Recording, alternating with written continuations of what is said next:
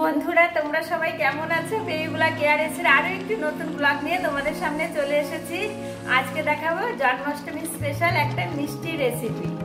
আজকে যে মিষ্টিটা আমি বানাবো সেই মিষ্টিটার নাম হচ্ছে কানাইয়া ভোগ।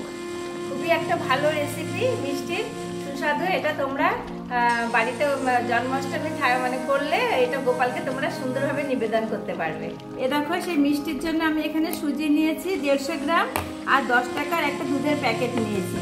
এই দুটো জিনিস দিয়ে আমি মিষ্টিটা করব। প্রথমেই গ্যাসে কড়াই বসিয়েছি, কড়াইটা গরম হয়ে গেছে, 1 চামচ ঘি দিচ্ছি।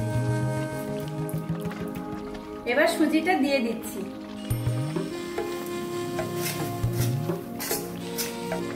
বেশি ভাজবো না, হালকা করে ভাজবো। এবার আমি গুঁড়ো দুধটা দিয়ে দিচ্ছি। 10 টাকার যে গুঁড়ো দুধটা নিয়েছিলাম সেটা দিয়ে দিচ্ছি। এবার অল্প অল্প করে জল দেব। একটা শক্ত ডো তৈরি করব। জলটা কিন্তু একদম পরিমাণ মতো দিতে হবে যাতে এটা একদম শক্ত হয়, বেশি পাতলা করা যাবে না। এ দেখো আমার হয়ে গেছে। এবার নামিয়ে নেব একটা পাত্রে। এ দেখো এর মধ্যে আমি 2 চামচ ময়দা দেব। খুব ভালো করে মেখে নেব। এ দেখো আমি খুব ভালো করে মেখে নিচ্ছি। খুবই ভালো করে মাখতে হবে অনেকক্ষণ ধরে। এই দেখো এইভাবে আমি একটা ডো তৈরি করে নিচ্ছি শক্ত করে। এবার কিছুক্ষণ রেস্টে রেখে দেবো।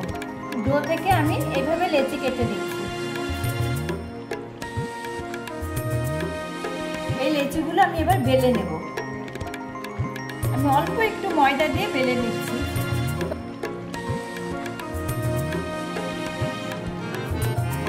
এটাকে আমি এইভাবে লেচিটা বেলেছি রুটির মতো করে। এবার আমি একটা ছোট্ট বাটি দিয়ে কেটে নেব। তোমাদের কাছে যদি এই ধরনের কিছু থাকে কেটে নিতে পারো, ঢাকনা থাকলেও কেটে নিতে পারো।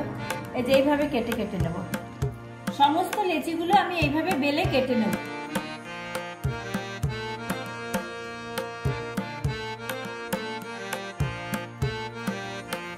ভাজার জন্য কড়াইতে সাদা তেল দিচ্ছি। তেলটা গরম হয়ে গেছে, আমি লুচিগুলো ছেড়ে দিচ্ছি একে একে।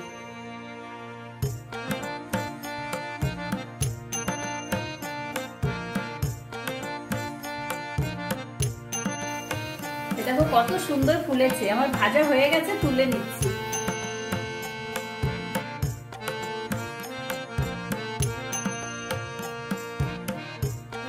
এই কড়াইতেই আমি ক্ষীরের জন্য দুধ দিচ্ছি। দুধটা আগে থেকে আমার গাঢ় করে জাল দেওয়া আছে।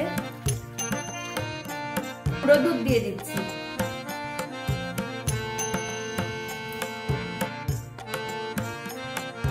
চামচ চিনি দিচ্ছি। বেশি মিষ্টি দেব না, কারণ দুধে অনেকটা মিষ্টি তো, গুঁড়ো দুধে অনেকটা মিষ্টি, তাই অল্প করেই চিনি দিচ্ছি। এরকম আমি এইভাবে দুধের ক্ষীরটা করে নিয়েছি। এর থেকে আর বেশি শুকাবো না, এইভাবেই রাখবো। সবগুলো ভেজে নিয়েছি। এই যে ক্ষীর করেছিলাম এখানে, দেখো ক্ষীরটা কত সুন্দর জমে গিয়ে গাঢ় হয়ে গেছে। এবার কানাইয়া ভোগগুলো ক্ষীরের মধ্যে দিয়ে দিচ্ছি।